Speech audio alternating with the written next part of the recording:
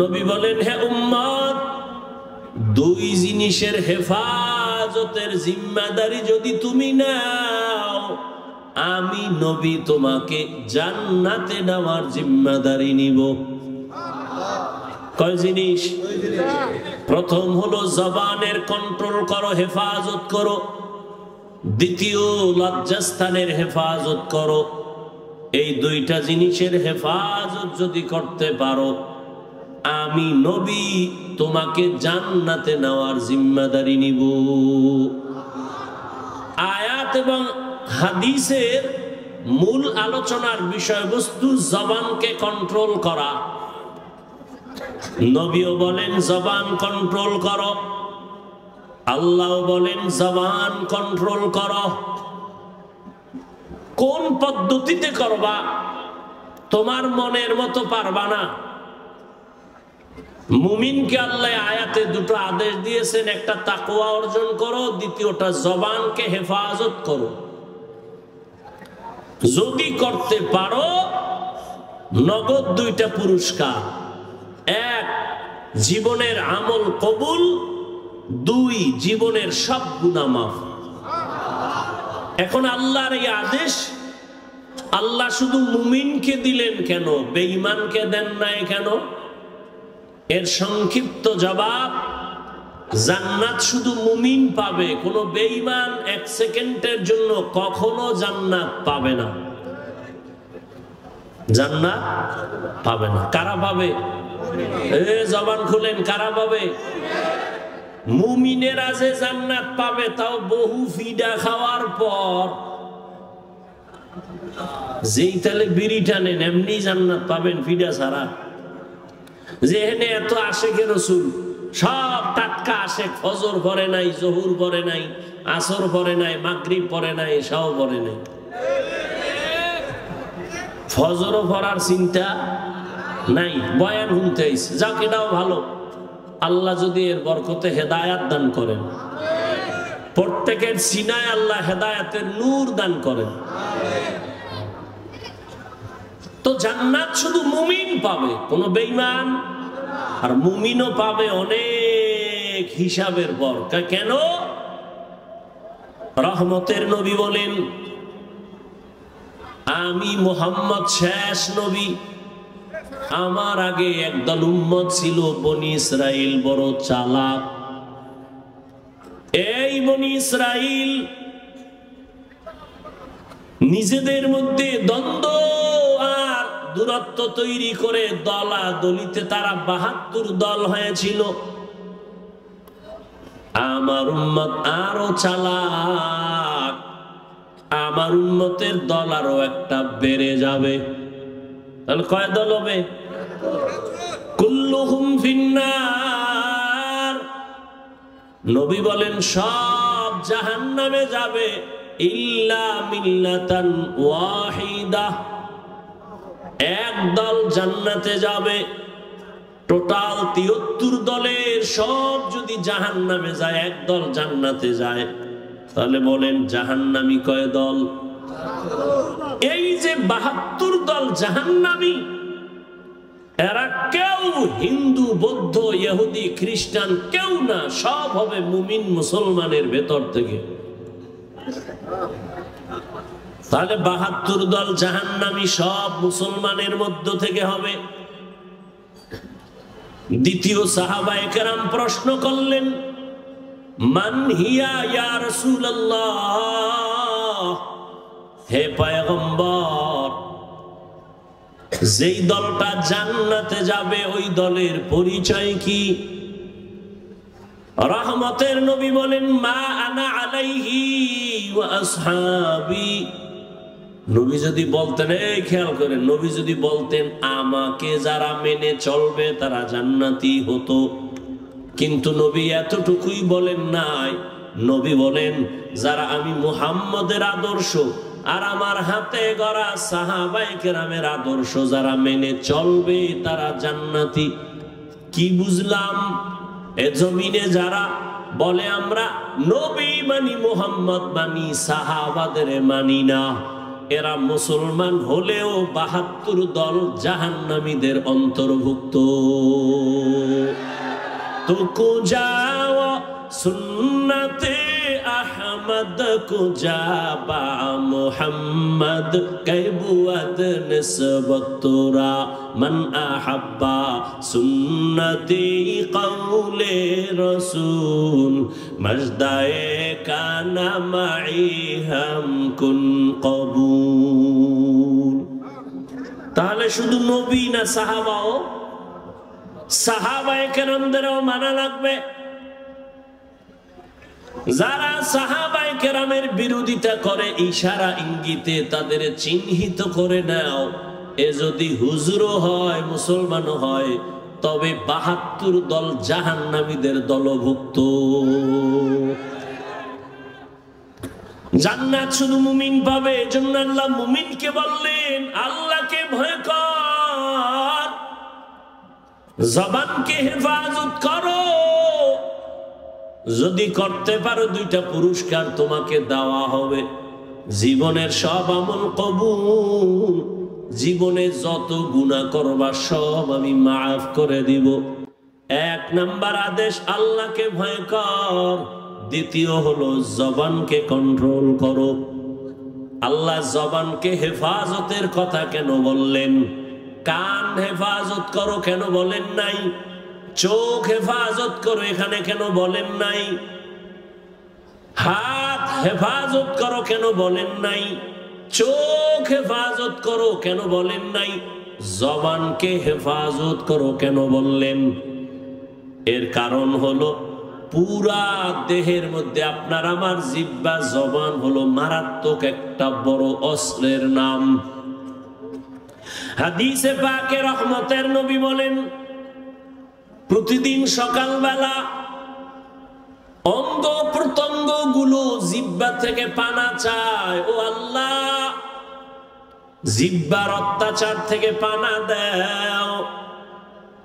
জবানে জানি আবার কোন কথা বলে পেছ লাগায় দেয়, আর আইসা হামলা শুরু হয় হাতের উপরে, চোখের উপরে। অঙ্গ প্রত্যঙ্গ গুলো আল্লাহর কাছে পানা চায় জবানের খারাপ আচরণ থেকে। এই জবান এমন একটা অস্ত্র, বেলেটের মতো চতুর্পার্শ্বে তার ধার। বেলেটের চারপার্শ্বে ধার, যেদিকেই মারে ওদিকেই কাটে। বলে জিহ্বাটাও এমন। কয় কেমন? কয় তাকায় দেখ, একটা অমুসলিম এই জিহ্বা নাড়ায় যদি বলে লা ইলাহা ইল্লাল্লাহ, ইয়াকিনার ইমানের সাথে মুমিন হয়ে গেল। আবার এই জিহ্বাটা নাড়াইয়া যদি বলে আমি আল্লাহ মানি, নবী মানি, কোরআন মানি, তবে নামাজের হুকুম, দাড়ির হুকুম, পর্দার হুকুম মানি না, ঈমান আছে? শেষ। তাহলে একই জিহ্বা একবার মুমিন বানাইলো আর একবার বেঈমান বানাই দিল, কাম একটাই করতেছে। এই জিহ্বা নাড়াইয়া অপরিচিত একটা মেয়েকে যদি সাক্ষীর সামনে বলে তুই আমার স্ত্রী, আমি কবুল করে নিলাম, অপরিচিত মেয়েটা তোমার আপন সঙ্গিনী হয়ে গেল। আবার এই একই জিহ্বা নাড়ায় যদি বলো আপন বউকে বলো তালাক, আছে? তোমার জীবনের আপন সঙ্গিনী বিদায়। বিচারকের চেয়ারের মধ্যে বসিয়া বিচারক যদি জিহ্বা নাড়ায় ডান দিকে তাকায়া ফাঁসির আসামিকে বলে তোকে মুক্তি দিয়ে দিলাম, ফুলের মালা পরে বাড়ি যাবে। আবার এই বিচারক একই জিহ্বা নাড়াইয়া যদি বাম দিকে তাকায় বলে নিরপরাধের বলে ধর, নিরপরাধ ব্যক্তির হাতে পুলিশের হ্যান্ডকাপ লেগে যাবে। জিহ্বা এমন একটা অস্ত্র, এই জবানের কথার দ্বারা প্রমাণ হবে আমি ভালো না খারাপ। এই জবানই আমাকে পরিচয় দেয় আমি মুমিন না বেঈমান। আমার হাত পরিচয় দিবে না, চোখ পরিচয় দিবে না আমি মুমিন কিনা। আমার জবানের কথা পরিচয় দিবে আমি ভালো বংশের নাকি খারাপ। আমার জবানের কথায় পরিচয় দিবে আমি ইমানদার নাকি বেঈমান। আমার জবানের কথার দ্বারাই প্রমাণ হবে আমি ভালো নাকি খারাপ। জবানটা বড় মারাত্মক একটা অস্ত্র, তোমার ইচ্ছার বিরুদ্ধে চলে, অগ্রিম তুমি ঘুমায় আছো, এর মধ্যে তোমার জবান চলতেছে, কথা কয় ঘুমাইয়া, কয় না? তাহলে তোমার ইচ্ছার বিরুদ্ধে জবান চলে। এজন্য আল্লাহ কয় জবানকে হেফাজত করো। রহমতের নবীও বলেন জবান হেফাজত করো। মাইকের সাউন্ড কি আর ভালো হবে না? এটা মহা মুসিবত। জামালপুরে এত ভালো ভালো মাইকে অস করে গেলাম জীবনবার, এটা বুঝি না কিছু আমি। আমাদের সারা জিন্দেগির কষ্ট। আমাকে বাতিরও দরকার নাই, প্যান্ডেলেরও দরকার নাই, শুধু মাইক দরকার, আর কিছু লাগে না। এত চিল্লানো যায় নাকি? তো কথা বইলে অনেক জায়গায় কষ্ট কম হয়, এটা তো কষ্ট বেশি হইতেছে। এই মাইক কোন জায়গার এটা? হ্যাঁ, কি ইসলামপুর আনলে টাকা কম লাগবে এই জন্য? এই সাউন্ড ঠিক করো। 13টা মেশিন লয়ে বইসে চালাইতে পারে না?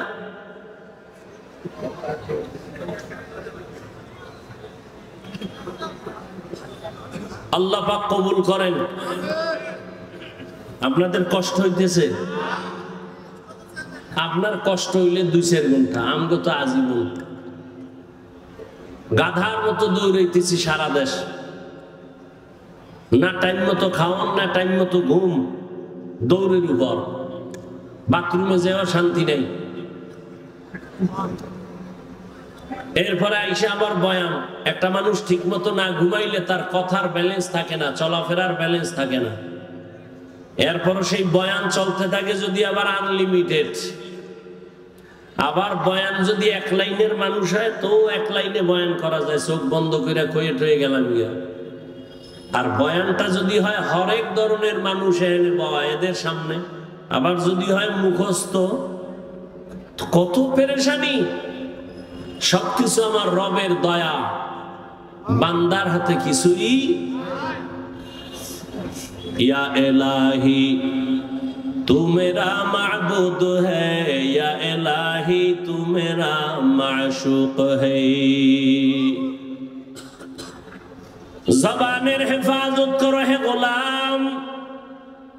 এতক্ষণ জবানটা কত বড় মারাত্মক এটা বুঝাইলাম, কিন্তু আবার খেয়াল করেন এটা কত বড় আল্লাহর দেওয়া নিয়ামত।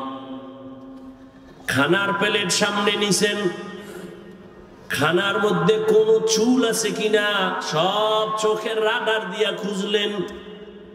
খুঁজার পরে আপনি নিশ্চিত খানার মধ্যে কোনো ঝামেলা নাই। একটা লোকমা যখন আপনি দিছেন, একটা চিকন চুল খানার লোকমায় চোখের রাডারে ধরা পড়ে নাই, জিহ্বায় ধরা পড়ে গেছে। এরে আল্লাহর বান্দা, এটা কত বড় নিয়ামত। মাইকে কথা বলি, বিদ্যুতের বাতি জ্বলে, চার্জ চলে যায়, ফ্যানের বাতাস দিয়া মেশিন ঠান্ডা করা লাগে, একটানা মেশিন চললে গরম হয়, আগুন লাগবে। অথচ আল্লাহর দেওয়া জিহ্বা নামের কত বড় নিয়ামত। দুনিয়াতে আসার থেকে এই জিহ্বা নারায় যে কত হাজার হাজার লাখ কোটি কথা সাপ্লাই দিলাম, কোনদিন এই জিহ্বার কথা বন্ধ হয় না, ব্যথাও করে না। মানুষের কথা বলতে বলতে গাল ব্যথা করে, ঠোঁট ব্যথা করে, কপাল ব্যথা করে, মাথা ব্যথা করে। আজও পর্যন্ত 50, 60, 70 বছরের বান্দার জিহ্বা ব্যথা করে না। এই কথাগুলো কোন মেশিনে সাপ্লাই হয়? এই মেশিনটারে ঠান্ডা কে বানায়? ওই মেশিনের মধ্যে তেল কে দেয়, পেট্রোল কে দেয়? ও আল্লাহর বান্দা, তুমি মোবাইল চালাও, মোবাইলে কথা চলতেছে, হঠাৎ মোবাইল বন্ধ হয়ে গেছে, কি ব্যাপার? কয় চার্জ নাই, মোবাইলের কথা শোনা যায় না। তুমি জিহ্বা নাড়াইয়া নাড়াইয়া কত বছর জিহ্বা নাড়ায় কত কথা বললা, কয়দিন তুমি জিহ্বার হক আদায় করছো, চার্জ দিয়েছো। এরে নবীর উম্মতের দল, এত সুন্দর কথা কথা তো আবার সবাই বলে, তবে সবার কথায় মজা লাগে না, লাগে? কেউ কথা বললে মনে কয় বন্ধ কর, বহুত হইছে বন্ধ কর। আবার কেউ কথা বলার পরে কয় এই উঠলো আর সাইডে দিল, আর একটু কও। এই মজাকে লাগাই দিছে। কাদের কুদরত দারি বর কামাল, আন্তা রব্বি আন্তা হাসবি যুল জালাল, তুহি কাদের জলিলুল্লাহ জাহাদার, বহর হালে তুহি মেরা নেগাহদার। আল্লাহর নেয়ামতের শুকর আদায় করো হে মুমিন। জিহ্বা নামের নেয়ামতটা কত বড় নেয়ামত। মানুষ বলে মুখের কথাই যায়, মুখের কথায় আবার ক্ষয়। এরে আল্লাহর গোলাম, রহমতের নবী যার কোনো তুলনা আছে, এমন একটা জমিনে আল্লাহ পাঠাইছেন যেই জমিনের মানুষ ছিল বড় খারাপ। মক্কার মানুষের মতো খারাপ চরিত্রের মানুষ ওই সময় দুনিয়াতে আর কোথাও ছিল না। ওই মানুষের মাঝে আমার নবী আছেন। মাত্র 13 বছরের ব্যবধানে ওই খারাপ মানুষগুলো জান্নাতি মানুষ হয়ে গেল। বেতের বাড়ি লাগে নাই, একমাত্র রহমতের নবীর জবানের ব্যবহার।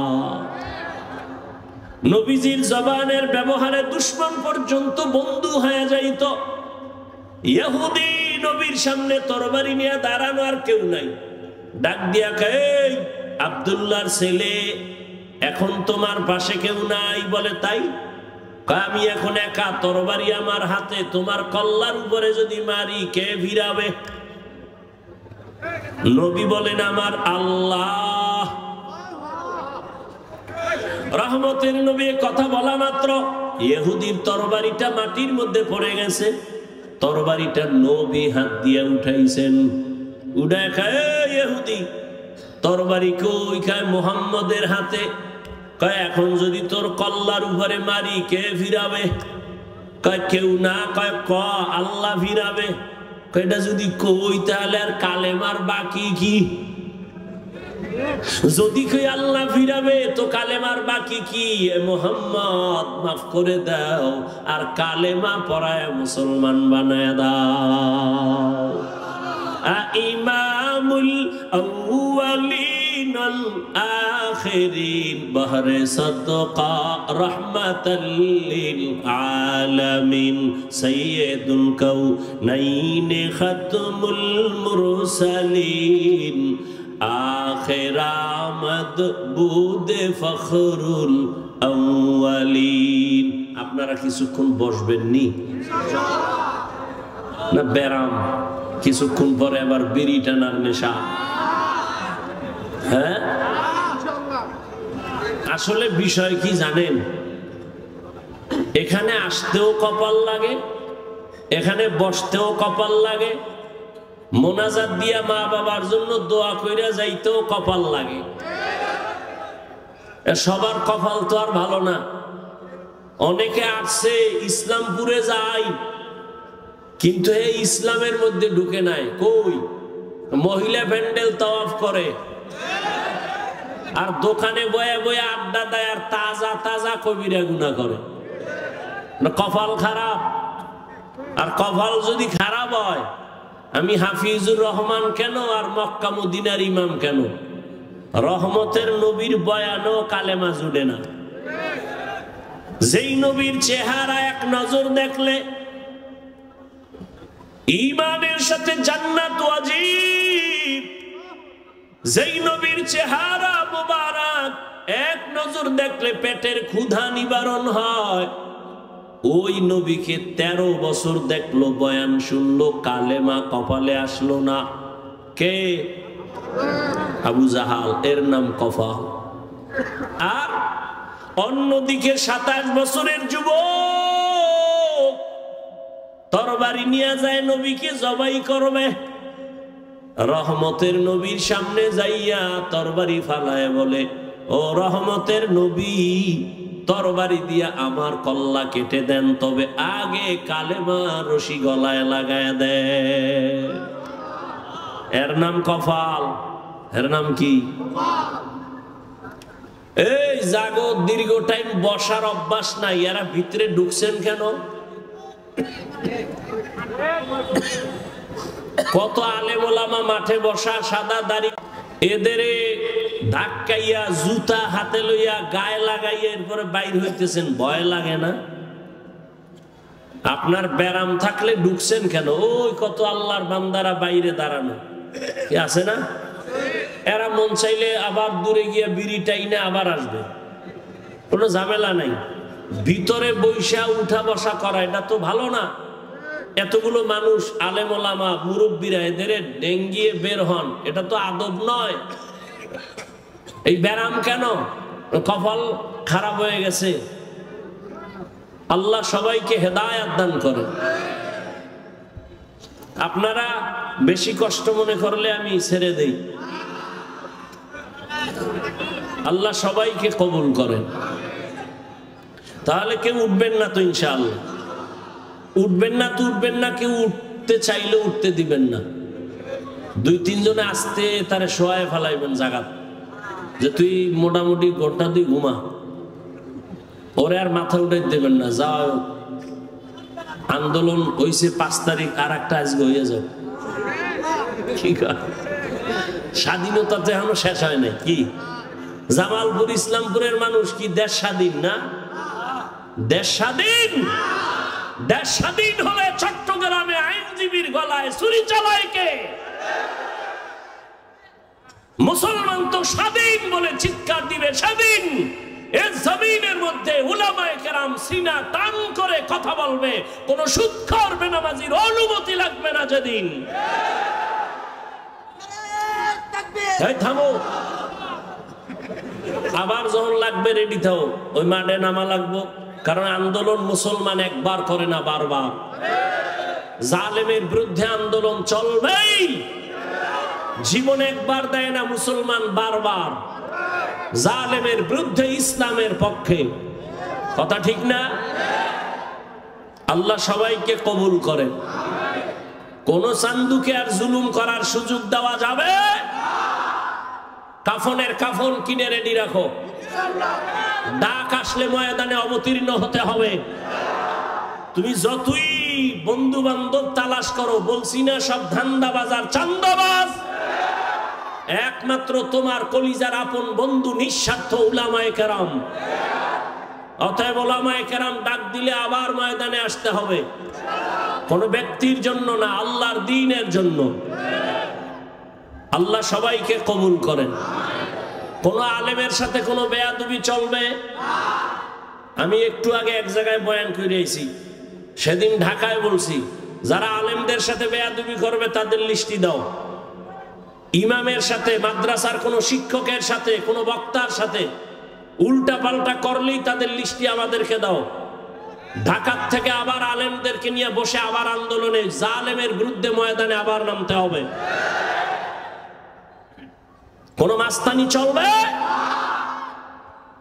এদেশে আলেম ওলামা কম, মাদ্রাসা কম, কেউরে দরকার নাই। আমরা শুধু আলিয়াও লাগবে না, আমরা কওমি মাদ্রাসার হুজুর আর ছাত্র যদি রাস্তায় নামি, পলানেরও জায়গা পাইতো না। প্রত্যেকটা নাস্তিক আর বেয়াদব ওলামায়ে কেরামের অনুমতি ছাড়া কথা বলার সাহস পাবে না। আল্লাহ সবাইকে হেদায়েতের দৌলত দান করেন। শিয়ালের রাতে মুরগি দিয়ে কয় 3 দিন আমানত।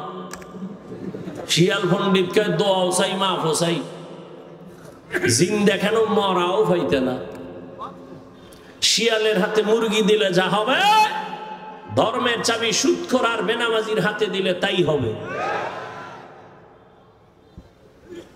আল্লাহ হেদায়েত দান করুন। তো যে কথা বলতেছি, উঠা বসা করলে আমি মোনাজাত দিয়ে দিই। কথা বলতে অনেক কষ্ট হয়, সাউন্ডটা আমার মনের মতো পাই না, এই জন্য। তারপরে আপনাদের মহব্বতে বলতেছি, কারণ সবকিছুর ঊর্ধ্বে আপনাদের দোয়া। বক্তার এলেম আর আমলে বয়ান হয় না, জীবন মনে রাখবেন।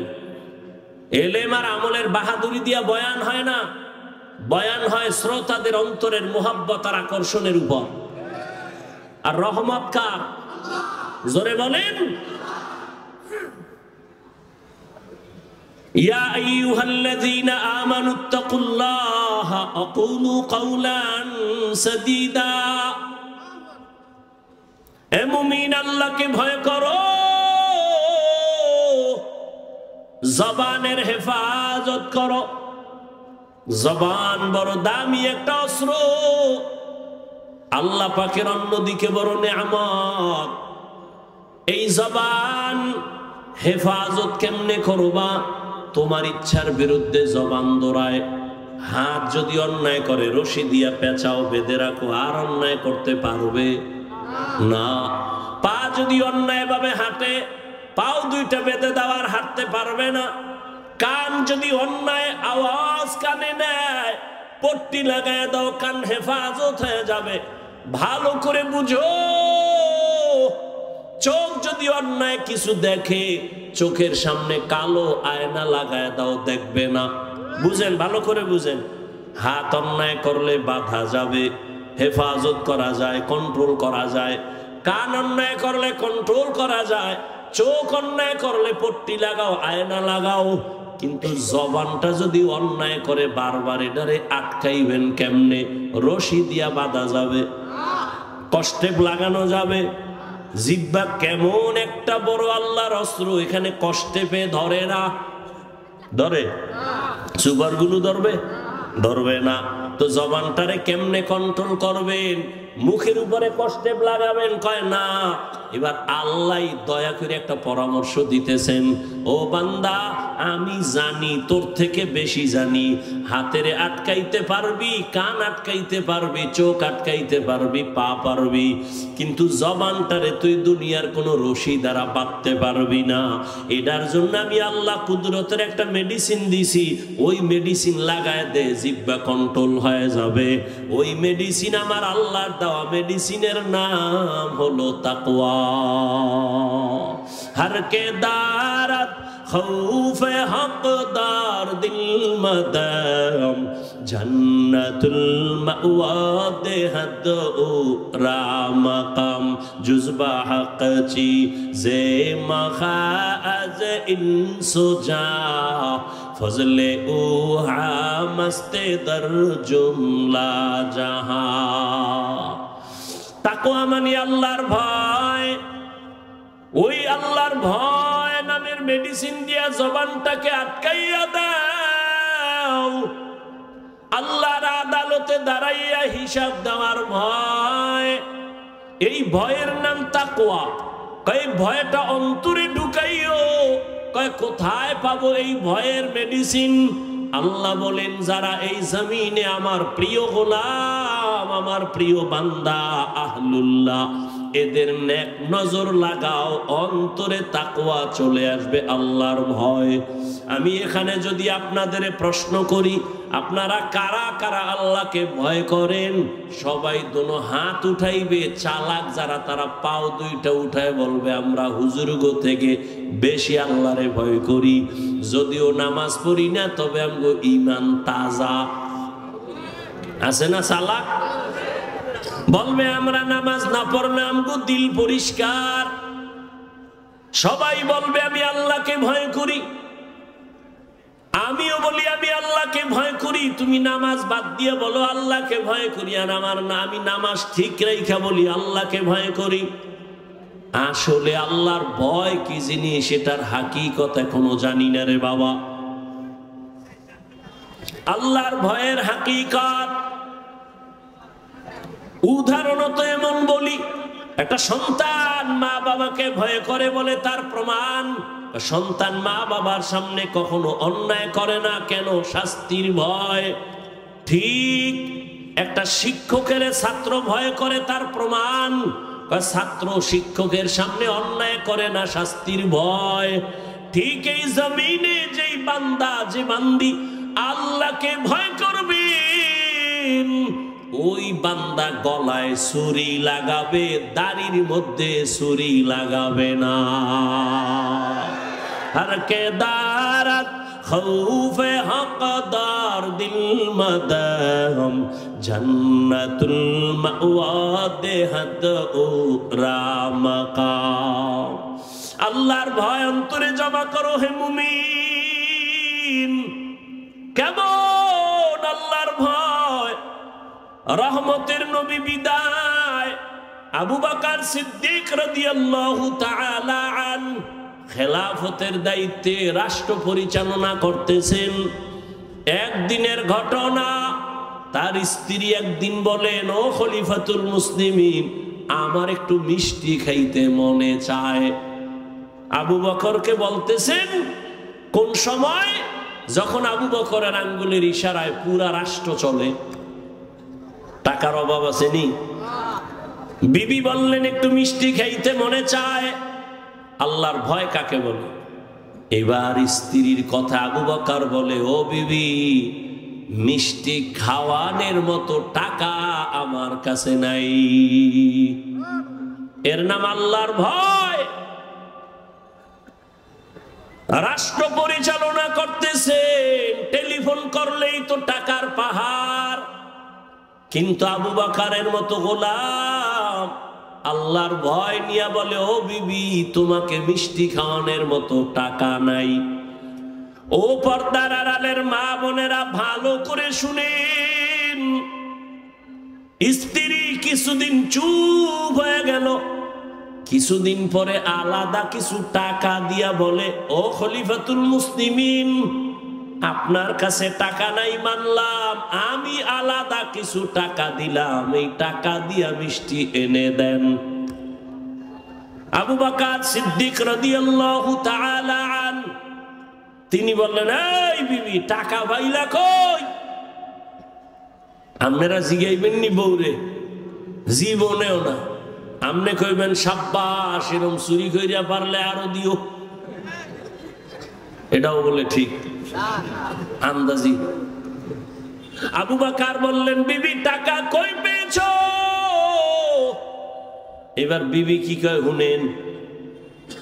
বিবি কয়, আপনি যে মাসে মাসে বেতন পান সরকারি কোষাগার থেকে, ওই বেতনের কিছু টাকা আমি বাঁচাইয়া জমা করছি। এবার দেখেন আবু বকর কি কয়, তাহলে তো বুঝলাম আমার বেতনের টাকার থেকে এই টাকাগুলো বাড়তি, এই টাকা না হইলেও তো সংসার চলে। তাহলে আগামী মাস থেকে বেতনের এই টাকা কমাইয়া নিব, এই টাকা কমাই নিব, আমার বেতনে এত টাকা লাগে না। এর নাম আল্লাহর ভয়। আর আমগো দেশের আল্লাহর ভয় দেখছেননি? সুইস ব্যাংকে আল্লাহর ভয়, 10 তলা বিল্ডিং, কোটি কোটি কোটি কোটি, কত হাজার কোটি খবর নাই। ও আল্লাহর বান্দা, আল্লাহর ভয় যতদিন না আসবে ততদিন পর্যন্ত বান্দার জীবনটা কন্ট্রোল করা সম্ভব হবে না। আর এটাও চির সত্য, আল্লাহর ভয় ততদিন পর্যন্ত আপনার অর্জন হবে না যতদিন পর্যন্ত আল্লাহর ওলিদের বন্ধু হবেন না।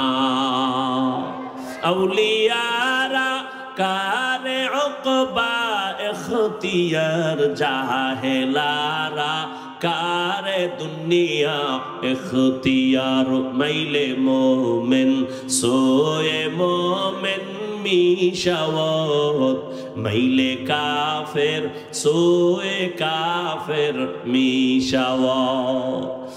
আল্লাহর ভয় রে যুবক, আমিও যদি তোমার মতো প্যান্ট শার্ট টাই লাগাইয়া দাড়ি কামাইয়া রাস্তায় বাহাদুরের মতো ঘুরতাম, কেউ আমারে বাধা দিত না রে বাবা। ও ইসলামপুরের মুসলমান, ইসলাম কই? ইসলামপুরের মানুষের মধ্যে ইসলামের বড় অভাব।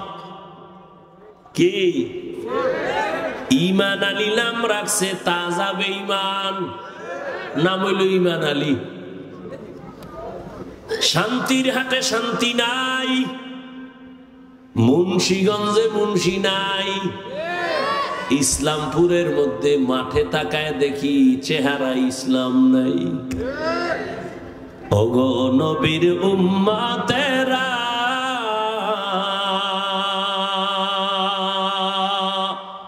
হয়ে আজি দিশাহারা, কোরআন হাদিসের চলো যখন যাহা চায় মনে, নবী বিনে কে তরাবে পুলসিরাত মিজানে, নবী বিনে কে তরাবে পুলসিরাত মিজানে। এরে নবীর উম্মতের দল, ও আমার কলিজার যুবক, কয়দিন আর হায়াত নিয়ে বাঁচবা এমন একটা দিন নাই যুবকের লাশের খবর নাই। ও যুবক বাবা, এতক্ষণ যে আমি চিল্লাইয়া তোমার সামনে কথা বললাম, একবারও বলি নাই আমি 5 কল্লি মাথায় দিয়েছি তুমিও দাও, না হয় জাহান্নামে যাইবা। আমি কওমি মাদ্রাসার সন্তান, তুমি যদি কওমিতে না যাও তোমার কপাল নষ্ট হবে বলি নাই। আমি তাবলীগের সন্তান, আমি পীরের মুরিদ, একবারও বলি নাই তাবলীগ আর পীরের কাছে না গেলে জাহান্নামে যাইবা। আমি তোমাদের কি বুঝাইতে চাই বাবা, আমি এ কথা বলি না হুজুর হও, পাগড়ি লাগাও, তসবিহ পড়ো না রে বাবা, এত ভয় পেও না।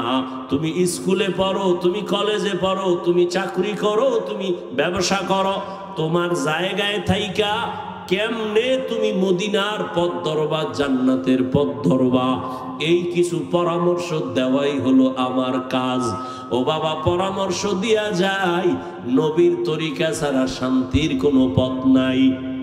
আজকে দেখো ইসলামপুরের ময়দানে হাজার হাজার হাজার হাজার এত মানুষ, এর টাকাওয়ালারা যদি এতগুলো মানুষ এই ইসলামপুরের কোনো মাঠে জমা করতে চাইতো, কত পেরেশানি তার মাথায় আসতো।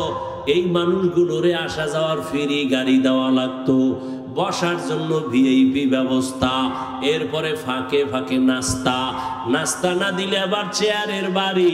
আবার এই মানুষগুলো সব টাকা দিলেও এই জান্নাতি মানুষ এই প্যান্ডেলে আসতো না। এলাকার যত গাঞ্জাখোরেরা সব পয়সা হাজির হইতো, আর এখানে সব জান্নাতি মানুষ, দাড়িওয়ালারা, আলেম ওলামারা নিজের টাকা দিয়া ভাড়া দিয়ে এখানে আসছেন। বসার বিছানাটাও ভালো না, দুনিয়াতে এর থেকে নিম্ন বিছানার নাই। অনেকে জায়গা না পায় দাঁড়ায় বসে আছে, কেউ বসে আছে, কে বড় কে ছোট, কে আলেম কে মূর্খ, কে ধনী কে গরিব, কোনো ভেদাভেদ নাই, চুপচাপ বসা। এতগুলো মানুষের নিয়ন্ত্রণ করার জন্য কত পুলিশের প্রয়োজন হইতো, কিন্তু এত মানুষ এখানে আছে, কোনো পুলিশের পেরেশানিও নাই, প্রশাসন লাগলো না, মানুষ সব ঠান্ডা ভাবে বসে আছে। আমার মনে হয় আমি যদি জিজ্ঞাসা করি, প্রত্যেকটা মানুষের পেটে এখন ক্ষুধা, রাত্র অনেক বেড়ে গেছে। গ্রাম অঞ্চলের মানুষ এত রাত সজাগ থাকে না, 7:30টায় এসা বইরা তাড়াতাড়ি ঘুমায়া যাইতো, এক ঘুম হইয়া যাইতো। কিন্তু এখানে ক্ষুধা নিয়েও কোনো কষ্ট নাই। আমি যদি জিজ্ঞাসা করিয়াই ফালাই বাবারা কতক্ষণ থাকবেন, আমার মনে হয় সবাই কলিজা দিয়া বলবে, হাফিজ ভাই ফজর পর্যন্ত যদি রাখে আমরা কেউ যাব না। এটা কেমনে সম্ভব? এরে আল্লাহ মেধা দিছে। ও যুবক, ও বিন্দু বাবাজি, একটু চিন্তা করো, এটা কেমনে সম্ভব? টাকা দিয়েও এত মানুষ আনা যায় না, খানার লোভ দেখাইয়াও আনা যায় না, নিয়ন্ত্রণও করা যায় না। কত জায়গায় নিজেরা নিজেরা এতগুলো মানুষ এক জায়গায় হয়ে মারপিট করে, আর এখানে সব চুপচাপ হয়ে আছে। এটা কেমনে সম্ভব? একমাত্র আমার মদিনাওয়ালা নবীর আদর্শ মানার কারণেই সম্ভব। এরে নবীর আশিক উম্মতেরা, ও যুবক একটু ভালো করে বুঝে আমার আল্লাহর ভয়। আজকে টুপি মাথায় দিলে মাথা গরম, তোমার থেকে কম বুঝি না রে বাবা। আজকে দাড়ি রাখলে যৌবনের ভাব চলে যায়, তাও বুঝি। লম্বা জামা পরার কারণে শরীর গরম লাগে, কম বুঝি না। এরপরেও কেন টুপি ছাড়ি না, নামাজ ছাড়ি না, বেপরদায় চলি না। এখানে আপনারা যারা বসা আছেন সবাই মুসলমান, আমিও মুসলমান। আপনাদের আল্লাহ আমার আল্লাহ এক নাকি দুই? আপনাদের নবী আমার নবী, আপনাদের কোরআন আমার কোরআন, আপনাদের ধর্ম আমার ধর্ম, আপনাদের কালেমা আমার কালেমা, আপনাদের কাবা আমার কাবা, আপনাদের নবী আমার নবী, আপনার আল্লাহ আমার আল্লাহ, আপনার কাবা আমার কাবা, সব এক। দুনিয়াতে আসছি তাও এক, বিদায়বেলা কাফন হবে তিনটা তাও এক। আমি বক্তার সম্মানে একটা কাফন কেউ বাড়াইয়াও দিবে না। এই এলাকার গরিব মরিয়া গেলে একটা কাফন কেউ কমাইয়াও দিবে না। কোটিপতিরও যেমন তিনটা কাফন, গরিবেরও তেমন তিনটা কাফন। ও আল্লাহর বান্দারা, কালার হবে আলাদা না এক? কি কালার? সাদা। কাফনের উপরে লেখা থাকবে বড় হুজুরের লাশ, এমপি সাহেবের লাশ। কে ধনী, কে গরিব, কে আলেম, কে মূর্খ, কে ইমাম, কে মুক্তাদি, কে বক্তা, কে শ্রোতা, কে পীর, কে মুরিদ। আজকে আমি বক্তা বক্তা ভাব যতই দেখাই না কেন, তুমি টাকার গরম যত দেখাও, সাদা কাফনে যেদিন ঢুকবা সব বাহাদুরি শেষ হয়ে যাবে। ওই কাফনের মধ্যে কে গোলাম আর কে মালিক, কে ধনী, কে গরিব, কাফনে ঢুকলে আর পাওয়া যাবে না, সব একাকার হয়ে যাবে। ওই কবরের সাইজ হবে এক। ওই কবরে রাখিয়া বিদায় বেলা প্রশ্ন করা হবে সবার বেলায় তিনটা তাও এক। আমাকে যেই প্রশ্ন যুবক, তোমাকে একই প্রশ্ন। রবের পরিচয় দাও, ধর্মের পরিচয় দাও, রহমাতুল লিল আলামিনের পরিচয় দাও। নবী বলেন এই তিনটা প্রশ্নের জবাব যারা দিতে পারবে তাদের কবর হবে রওজাতুম মির রিয়াজিল জান্নাহ। আর যারা জবাব দিতে পারবা না তাদের কবর হবে হুফরাতুম মিন হুফারিন নার। কারা পারবে জবাব দিতে? আমরা হুজুরেরা।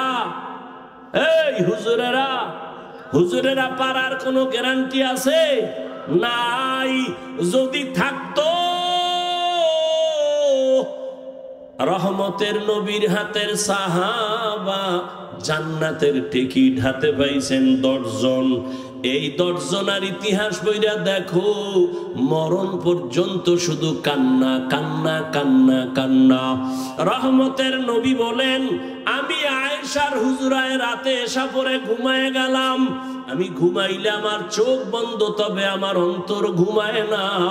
আমার মাথার কিনারায় মসজিদে নববী, আমার মসজিদ ছোট ঘর। হঠাৎ ঘুমের মধ্যে রাতের বেলা গভীরে শুনি কান্নার আওয়াজ। আমি হঠাৎ চোখ খুললাম, কে কান্না করে? আমি আস্তে আস্তে উঠলাম। ঘুম থেকে উঠা আমি বের হইয়া দেখি নামাজের মধ্যে একজনে দাঁড়ায় দাঁড়ায় কান্না করে। সাধারণ কেউ কাঁদে না, আমার জান্নাতের সাহাবী, আমার কলিজার আবু বকর নামাজে দাঁড়ায় দাঁড়ায় কান্না করে। আমি জিজ্ঞাসা করলাম নামাজের পরে, আবু বকর আপনি নামাজে দাঁড়াইয়া কেন কান্না করলেন? আবু বকর বলেন, ইয়া রাসূলুল্লাহ, হাসরের ময়দানে মালিকের সামনে কেমনে দাঁড়াইয়া হিসাব দিব সেই ভয়। আমি চোখের পানি ছেড়ে কান্না করতেছি, আল্লাহর আদালতে কেমন করে দাঁড়াবো। ও যুবক বাবারা, তাদের কত সুন্দর আমল, কত সুন্দর তাকওয়া, কত সুন্দর তেলাওয়াত, তাদের কত সুন্দর ইখলাস, কত সুন্দর নামাজ, কত সুন্দর রোজা।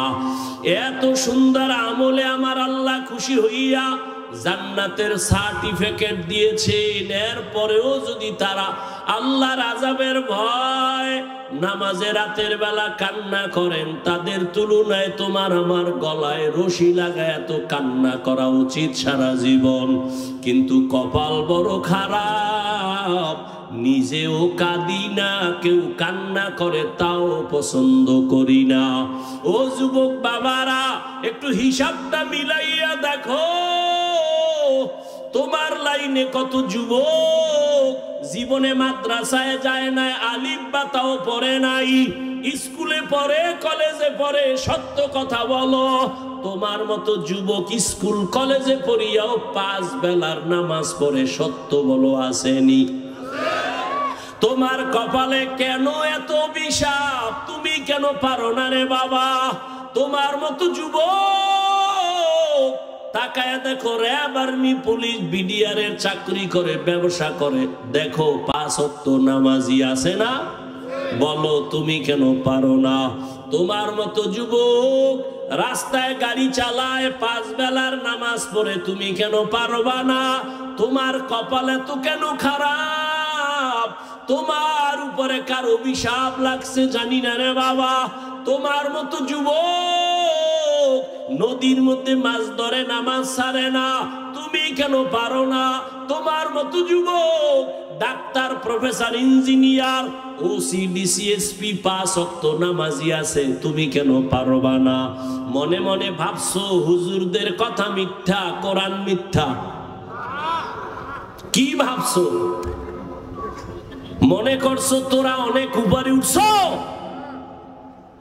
এরে যুবক, বিপদে বিপদে কেউ হাসে, কেউ কাঁদে, কিন্তু উলামায়ে কেরাম, নবীর আদর্শ যারা মানে, তাদের কোনো চিন্তাই নাই। করোনার ভিতরে স্কুল বন্ধ, কলেজ বন্ধ, চাকরি বন্ধ, ব্যবসা বন্ধ, ফ্যাক্টরি বন্ধ, গাড়ি বন্ধ, সব বন্ধ। উলামায়ে কেরামের একটা মাদ্রাসাও বন্ধ হয় নাই। না খাইয়াও কোনো আলেম মরে নাই, ভিক্ষাও করে নাই। ও যুবক, তোমার মতো যুবক যদি জেনারেল লাইনে থাকিয়া নামাজ পড়ে, তুমি কেন পারবা না? ও বৃদ্ধ বাবাজিরা, তো আপনার মতো কত বাবা মসজিদে গিয়া 5 বেলার নামাজ আদায় করে, আপনি কেন পারেন না? ও পর্দার আড়ালের মা বোনেরা, এতক্ষণ আমি আপনাদের সন্তানদের বয়ান শুনাইলাম। এই বয়ানটা বাস্তবায়ন করতে হলে মা, আপনার চোখের পানি আর দোয়া লাগবে। ও পর্দার আড়ালের মা, আপনাদের জীবনটা কতই যে ধন্য। আজকে ইসলামপুরের স্টেজে কত কোরআনওয়ালার মাথায় পাগড়ি দেওয়া হলো। এদের মা বাবার মতো ঈদের আনন্দে আর কেউ নাই। ও পর্দার আড়ালের মা, মনে কি চায় না একটা আদর্শ সন্তানের মা হইয়া কবরে যাবেন? আপনারা তো নবীদের মায়ের মতো দামি মা, সাহাবায়ে কেরামদের মায়ের মতো দামি। আপনারা তো খাদিজা রাদিয়াল্লাহু তাআলা আনহার মতো দামি। আপনারা তো আয়েশা রাদিয়াল্লাহু তাআলা আনহার মতো দামি, ফাতেমা রাদিয়াল্লাহু আনহার মতো দামি। আপনারা তো ইসমাইল নবীর মা হাজেরা আলাইহা সালামের মতো দামি। আপনারা তো ঈসা নবীর মা মারিয়াম আলাইহা সালামের মতো দামি। এমন কি দুনিয়াতে আল্লাহর বড় দুশমন ফেরাউন, তার স্ত্রীর নাম কি? আসিয়া। কেমন আল্লাহর গোলাম বান্দি হয়ে গেলেন। ও পর্দার আড়ালের মা, রহমতের নবী বলেন, আসিয়া কিয়ামতের দিন জান্নাতে যাবে আর আমার সাথে বিবাহের ব্যবস্থা হয়ে যাবে। ও পর্দার আড়ালের আম্মা জানেরা, যেই ফেরাউন আল্লাহর এত বড় দুশমন, ওই ফেরাউনের স্ত্রী হইয়া আসিয়া আল্লাহর হুকুম জীবনে মানিয়া আল্লাহর মোহব্বত নিয়ে দুনিয়ার থেকে চলে গেল। ও পর্দার আড়ালের আম্মা জানেরা, আপনাদের স্বামী তো ফেরাউনের মতো খারাপ না। আপনি যদি নামাজ পড়ে দোয়া করতেন, পর্দা করতেন, স্বামীর মাল হেফাজত করতেন, স্বামীটারে বুঝাইতেন আর কোনোদিন হারাম টাকা ঘরে আনবা না, অবৈধ কামাই করবা না, হারাম খাইয়া আমাদের রক্ত সন্তানের রক্ত নাপাক করব না। আপনি যদি বুঝাইতেন, আল্লাহর বান্দা হারাম টাকা ঘরে আনতো না। সন্তানটাকে যদি আদর্শওয়ালা ডাক্তার বানায় যাইতেন, দুনিয়ার মানুষ আপনার সন্তানের ব্যবহারে কলিজা দিয়া দোয়া করত, আপনি মাও দোয়া পায়া যাইতেন রে মা। এজন্য বলে গেলাম মা, এখনো সময় আছে, তওবা করেন।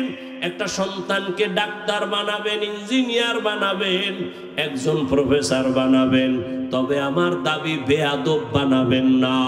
আপনার সন্তানের আচরণে কোনোদিন যেন কেউ কষ্ট না পায়, আল্লাহর বিরুদ্ধে না যায়। আপনার সন্তানের কথা আর কাজের লাইনে থাকিয়া নামাজ পড়ে দাড়ি রেখে পর্দা করে, তুমি পারবা না কেন? মনে মনে তওবা করো আর বলো, হে আল্লাহ, জীবনে তো কম গুনাহ করি নাই, মনে চাইছে নামাজ পড়বো না, পড়ি নাই, মনে চাইছে পার্কে যাব দৌড়ায় গেলাম, মনে চাইছে কাউকে গালি দিব দিয়েছি, মনে চাইছে আড্ডা দিব দিয়েছি, আজকে থেকে তওবা করলাম, আর নামাজ ছাড়বো না, বেপরদায় চলবো না, দাড়ি কাটবো না। ও আল্লাহর বান্দারা, আজকে আমি মুসলমান, তুমিও মুসলমান, তোমার আমার আল্লাহ এক, নবী এক, কোরআন এক, কাবা এক, ধর্ম এক, কালেমা এক, অথচ আমার মাথায় টুপি না দিলে লজ্জা পাই, অথচ তুমি টুপি দিতে লজ্জা পাও, আমি দাড়ি কাটতে গেলে লজ্জা পাই, আর তুমি কেমন মুসলমান যে দাড়ি রাখতে গেলে লজ্জা পাও? আমি বেপরদায় চলতে লজ্জা পাই, তুমি পর্দা করতে গেলে লজ্জা পাও। এর একটাই মাত্র কারণ, এত বয়ান তুমিও জানো, আমিও শুনাই, তাবলীগওয়ালাদের বয়ান, পীর মাশায়েখের বয়ান, জুমার দিন খতিব সাহেবদের বয়ান, এরপরেও কেন তোমার আমলের পরিবর্তন আসে না? এর একমাত্র কারণ, আল্লাহর আদালতে দাঁড়াইয়া হিসাব দেওয়া লাগবে, চিন্তাই তোমার অন্তরে নাই। ওরে যতই বাহাদুরি করো রে যুবক, এখনো আল্লাহর ভয় অন্তরে জমা নাও, আলেমদের দোয়া নিয়ে সামনে আগাও, আর জীবনে গুনাহ করিও না রে বাবা। এক সেকেন্ডের সূর্যের গরম সহ্য করতে পারো না, একটা মশার কামড় সইতে পারো না রে বাবা, একটা বেতের বাড়ি সহ্য করতে পারো না। আল্লাহর কোরআন তোর অন্তর যদি বলে সত্য, গুনাহগার হইয়া যদি আল্লাহর আদালতে দাঁড়াও, সূর্যের গরমে মাথার মগজগুলো ভাতের মারের মতো ফুটতে থাকবে, জাহান্নামের গরম কেমন করে সহ্য করবা? ও আল্লাহর বান্দা, সাপ বিচ্ছুর আক্রমণ কেমনে সহ্য করবা? মাটির চাপ কেমনে সহ্য করবা? এখনো সময় আছে, চক্ষু বন্ধ করে পারোনি, 2 ফোঁটা চোখের পানি ছেড়ে ক্ষমা চাও। ওরে সন্তান যদি মায়ের বাবার শাস্তির ভয়ে কান্না করে, একটা ছাত্র যদি শিক্ষকের শাস্তির ভয়ে চোখের পানি ফেলে ক্ষমা চাইতে পারে, আমার আল্লাহর আযাবকে এত ছোট মনে করবা না রে বাবা। ওই আমার আল্লাহর আযাব বড় ভয়ঙ্কর, যেই ভয়ঙ্কর আযাবের কারণে আমার নবী পর্যন্ত কান্না করতেছিলেন। আমার উম্মত কিয়ামতের ময়দানে কি উপায় হবে? এখনো সময় আছে, তওবা করে নাও। হেদায়েতের মালিক আমার আল্লাহ, ইজ্জতের মালিক আমার আল্লাহ, রিজিকের মালিক আমার আল্লাহ।